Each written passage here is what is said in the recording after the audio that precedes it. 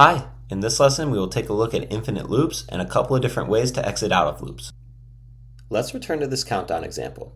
After declaring the countdown variable and initializing it to a value of 3, the while loop iterates 3 times, each time decreasing the value of countdown.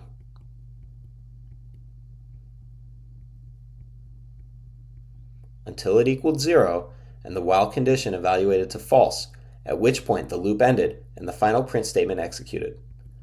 Can you see why this step is crucial for this loop to work as expected? If you remove this line, the value of countdown now never changes.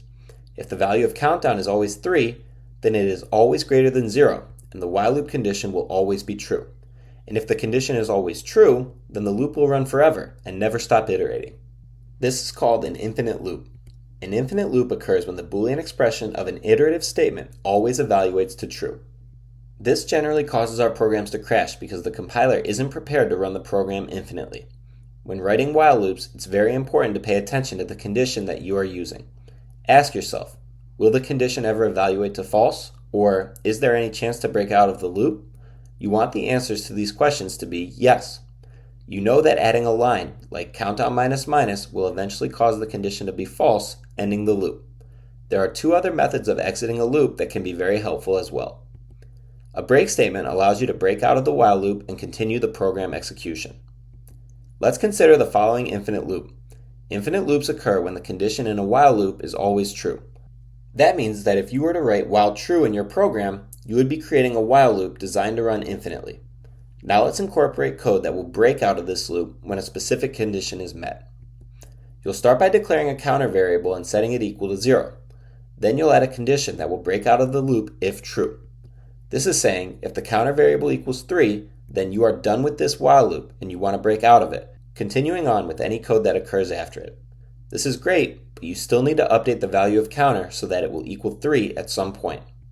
Without this line, you would still get stuck in an infinite loop.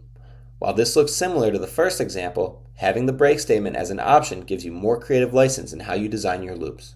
For example, you could provide multiple conditions throughout a loop that would lead to a break statement. And it's important to mention that once a break statement executes, say this first one, the loop immediately ends and none of the other code in the loop will execute. You can also halt the execution of a while loop by using the return statement, which you've seen before when defining non-void methods. A return statement can optionally pass a value out of a method, but it will always and immediately exit the loop and the method it's in when executed. For example, here you have a while loop inside a void method. You'll first call the method, then when the return statement eventually executes, it not only immediately exits the loop, but it also exits the method, not running any of the remaining code in the method. The key difference between break and return statements as exit strategies is that the break statement will exit only the loop. The other code after the loop will still execute. In contrast, when the return statement executes, not only will the program exit the loop, but it will also immediately exit the entire method as well, not running the other code in the method. Of course, if this is a non-void method, the return statement can also return a value as well. Whether or not the programmer uses break or return statements will depend on the situation and the desired behavior. Now it's your turn to practice with infinite loops and exit strategies.